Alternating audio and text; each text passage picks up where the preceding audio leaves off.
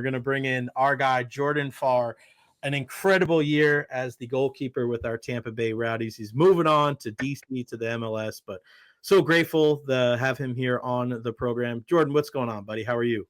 Hey, Jay, we're excellent, man. We're excellent. I'm actually just like on edge right now because my daughter's about to wake up at any moment. So we might have a little guest appearance. That's beautiful. But no, we're good. Tampa this time of year is beautiful. I'll tell you what, it's beautiful every time of year, but this is really nice, the weather and all that. Some chilly weather. Yeah, listen, this is like the best time to be down here. What was that call like, man, getting DC? It's weird because I got a chance to talk to Connor Antley last year, who made the move, Rowdies to DC. What was that like, getting the call to, get the move up to MLS? And have you talked to Connor or anybody else with the team yet? Yeah, I mean, Connor, for sure, talked to him already. Yeah, it was. I mean, this is what you dream for. As an American playing soccer, MLS is the top level. And so for me, a guy who's really come from nothing as far as soccer standing goes, being from a very small club, went to a very small college, played for a very small high school, did all 4 years, played summer soccer, didn't think I was going to even get a sniff. And then for us to end up in this position 8 years later now, it's a dream come true. It's one that as a pro, you prepare yourself for, and you always expect to compete at that level. You want to prepare yourself and think that you compete at that level, but to kind of have this culmination of things come to an MLS contract and now 2 years in the league, it's going to be something special. And it just makes you thankful, but also really hungry to prove yourself and to strive for even more. Yeah, a kid from the Pacific Northwest, and then you come right. I mean, it's so crazy that now you're going to be in the nation's capital, playing for DC United, and I mean, I think that's one of the original teams in the MLS. Just so cool to be able to see that news, and it's so, you want to talk about the prototypical bittersweet like thing to see. You're like so happy for you, but then you're like, oh crap, man! Like that means like, what is it about like the Rowdies goalkeepers, man? Like they do really well, and then it's just like, I feel like it's a great spotlight. And of course, probably none bigger than our guy, Jeff Attinella, who ended up moving on and having a damn good career in the MLS. But it seems like it's a good thing to be a Rowdies keeper, isn't it? No, I can speak a lot to it. And being on the inside now, it makes a lot of sense. One, I'd say the first and most important reason keepers from the Rowdies get picked up to the higher level is because of the Rowdies name. I'd be remiss not to say, like, you'd be foolish to think that it was like your own doing as a goalkeeper for the Rowdies, because it truly is. Like, wearing the badge holds a lot of weight in American soccer. It's 1975, and so it's one of the oldest clubs, if not the oldest clubs, still being professional, a professional soccer team in a renowned league. So playing for a club like that kind of solidifies and legitimizes like career points. And man, the list goes on and on as far as keepers who've made the jump. And I think in American soccer, keepers are team. There she is. Hey. Keepers are like already players that I think in American sports are as a position that we excel at. Athleticism, right. Being able to play multiple sports. For me, I played baseball, basketball, tennis, soccer, track. And so I think the Rowdies, being as big of an organization as they are with the history, and then two, you got to understand how that organization runs with Stuart Dobson at the helm for the goalkeeper position for quite some time. He's pushed on 4+, 5+ keepers to the next level, and you got to look into him, how he nurtures and how he gives us confidence and how he trains us to produce not only the best but even more than we thought we had. It's a testament to the kind of the reputation we've built here at the Rowdies, and I'm just honored to be a part of this history. It was not in my forecast to move on so quickly. I wanted to be at the Rowdies for a very long time, and yeah, I got to owe it to Dabo and the club. That's it. Because other than that, I'm just a kid from the Pacific Northwest who gets a few chances here and there.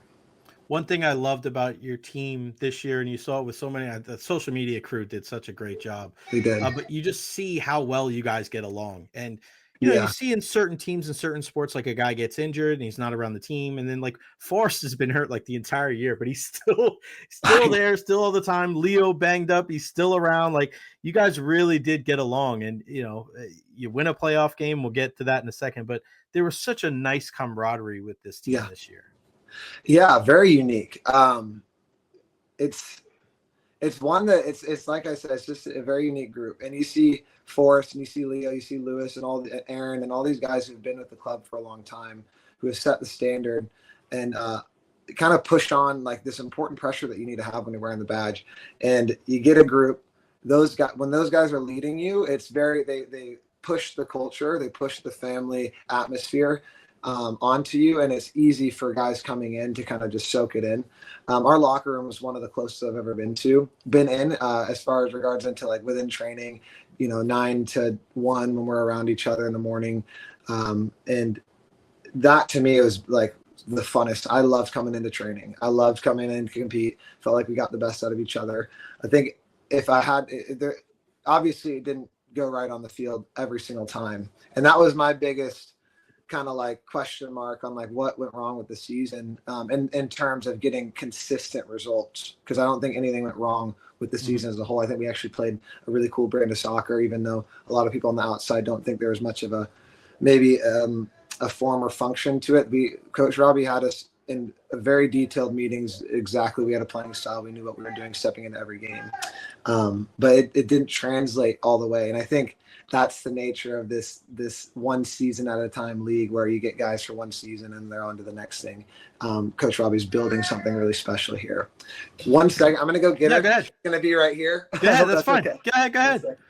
Yeah, man, we're impromptu here on the Recher podcast. Our guy Jordan Farr joining us. Tampa Bay Rowdies goalkeeper this year. He's moving on to DC United. We're going to get a special guest here momentarily. This is what I love, right? You couldn't do this for traditional radio because it doesn't always sound good when you're just hearing it, but when you're seeing it, I mean, everybody's been in this situation before, right? You have a baby crying, whether it's your son or your daughter or your niece or nephew or little brother or little sister. I know I've been in situations like this. Oh my gosh, the superstar is here. What's her name? This is Evie Jean. Evie Jean. Oh, she's camera shy. And this is the sweetest time of the day after her nap in the middle of the day. It's like a 15-minute cuddle session that she just is still kind of waking up. And so it's like the best part of the day for me as a dad. Honestly. How old is she? She just turned 2 in October. And so she is very much a toddler. We actually just went to Disney World yesterday, didn't we? You went to Disney? Yeah. Oh my gosh. I got Pooh Bear playing on because I knew this might happen. I'm like, I gotta make sure she's got a little bit of something going on. She actually got to meet Pooh Bear yesterday. So. Oh my gosh, that's awesome. I have my niece Harper just turned 2 years old, and she got her hand caught in a door at a restaurant and fractured her finger. And at 2 years old, like, it's so crazy. So she's walking around with this big old like mitt. She looks like a goalie mitt. Just on the middle finger, and I got her some like Paw Patrol toys and stuff like that, and she was like, "Oh my gosh, thank you!" Like 2 years old. If you don't hit the terrible 2s before that, like they are the cutest kids ever. So yeah, I'm with you. So I can't wait. I'm going home next Tuesday, so I can't wait to see my 2-year-old. I love it. It's great, man. So you guys, the playoff game this year. Yeah. So we're watching it. We were at a Halloween party. We're driving home. My girlfriend's got it on the phone as I'm driving down the interstate, and I'm yelling down the interstate like there's nobody on the road, right? And I'm freaking out when you guys won. But you go to PKs, and of course, the way that they have this set up on ESPN Plus, it's usually like the home broadcast crew, and all they're talking about is they have this keeper that's going to come in and do this thing, and he has all these things, and I'm like, but we have Jordan Farr. And I'm like, yeah, and I'm not drunk. I'm not a drinker. So I'm like screaming, I'm yelling. I'm like, yeah. And then you come in and you shut them down, and you guys won on the road in a very hostile environment. I mean, there is nothing like, hey, the game's over, we're going to PKs. Like even hockey doesn't do that, right? They'll do the shootout in the regular season, and then it's, play on till, a golden goal or whatever, for lack of a better term in hockey. But for you guys going to PKs, like, take us through that moment where you're on the road. They, of course, have this super netminder who does a great job, but like that's tough, man, because it's one-on-one, and like it's it's so unique into itself. But take us through your mindset going into that. It's a playoff game. It's win or go home. Yeah, I think as a group too, we felt a really healthy amount. I've been kind of talking about that special privilege of pressure playing for the Rowdies. And halfway through the season, we're thinking we're going to be competing with Louisville for first and maybe even winning the Players Shield. And so going into playoffs in sixth place was something that for us as a group was like, wow, we're much better than this. And lo and behold, we're playing Detroit away, which has like one of the best, like most difficult to get a result, especially a win at Highmark. And so for us, it was an awesome challenge. It was one that I thoroughly enjoyed leading up to, seeing the guys really rise. You see the level of maturity and experience in this group on that week of training. I wish everybody could have got to watch just how guys operated leading up to it, because you really saw like, okay, these guys, we're a playoff team. We're a team that has been here, done that, and like we're ready to go compete and perform in a very specific style of play that you have to kind of adapt to in Detroit, given the dimensions of the field, the surface, and then kind of the atmosphere that it's created. And so that was one of the I'll never forget that game for multiple reasons. And then when you go into a PK shootout, I felt like I had a bit of an upper hand in that regard because I had made a few big saves in extra time and during the game, and I felt like I was very much into the flow. As a goalkeeper, when you're not touching the ball a lot during the game, you do feel you feel a bit cold naturally.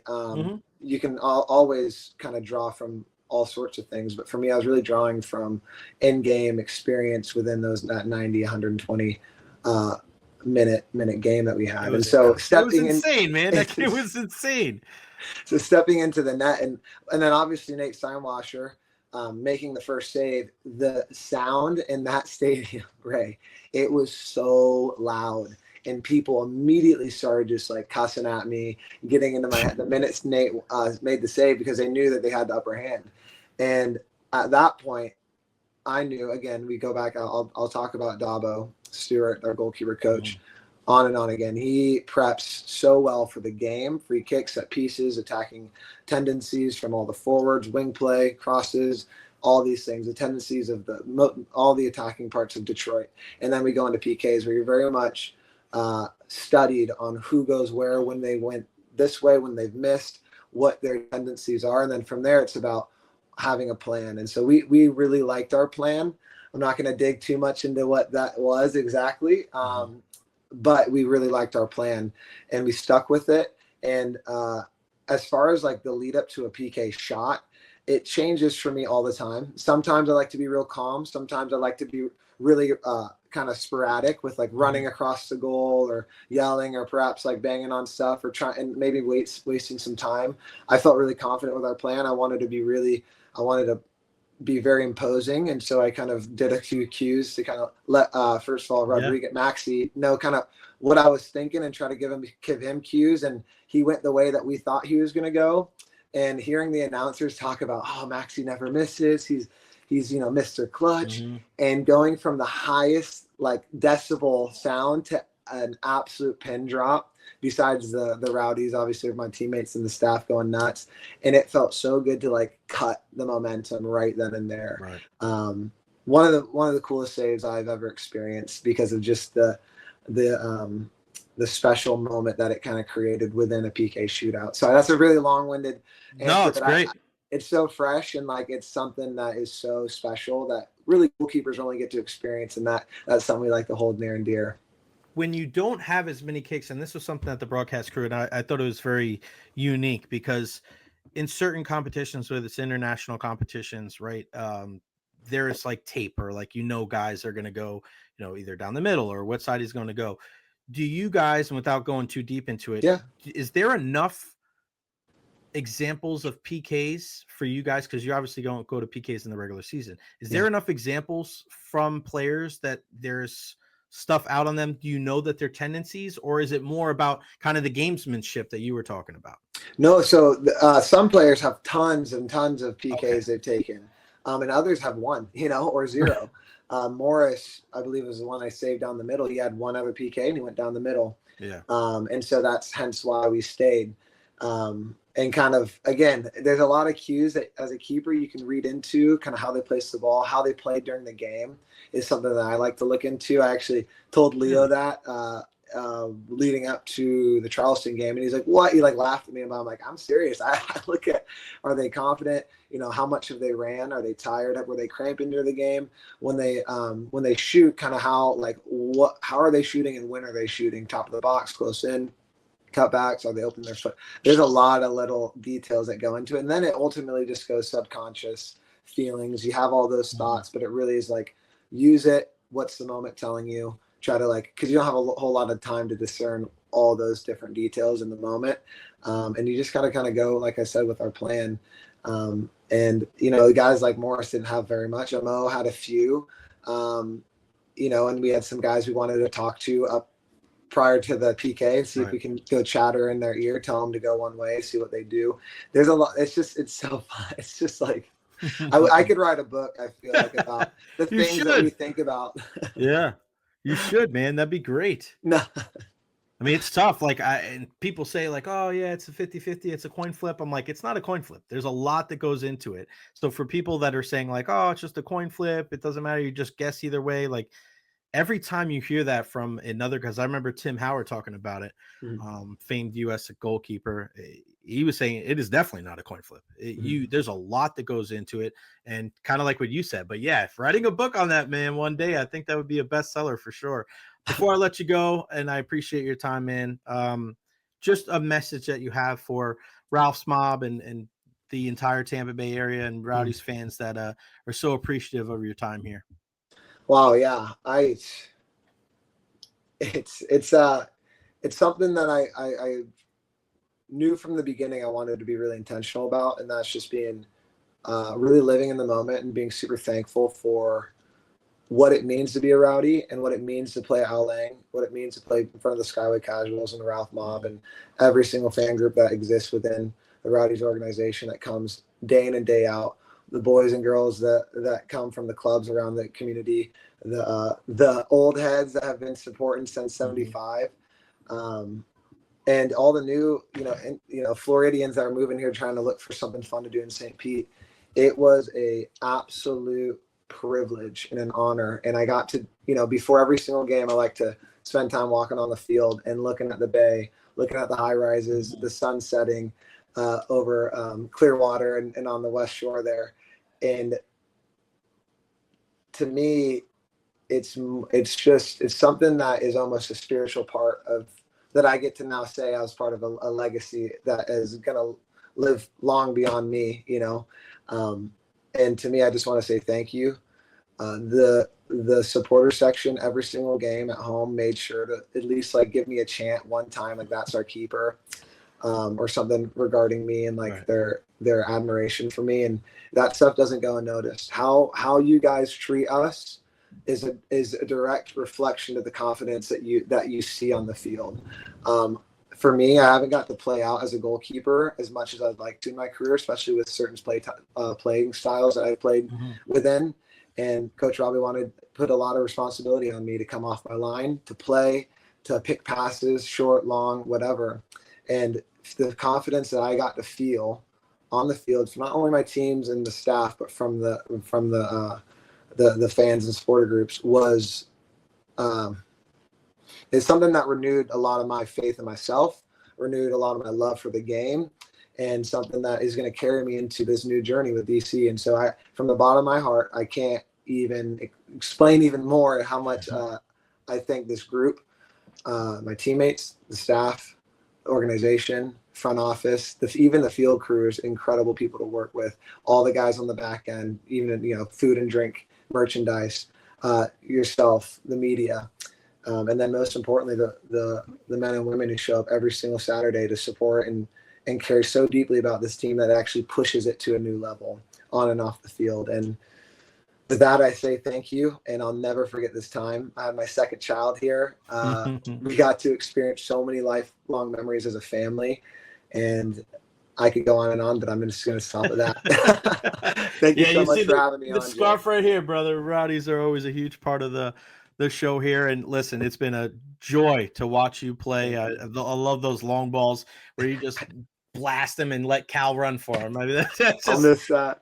unbelievable, man. But Jordan, you have DC United fans here. Give Connor Antley our love. We miss him, and we love you, brother, and we wish you the best of luck. And you always have a home here in Tampa Bay, and you have the greatest behaving 2-year-old that we've ever met here on the program. So I appreciate you, brother. Best of luck. Keep in touch, and we'll talk to you again soon.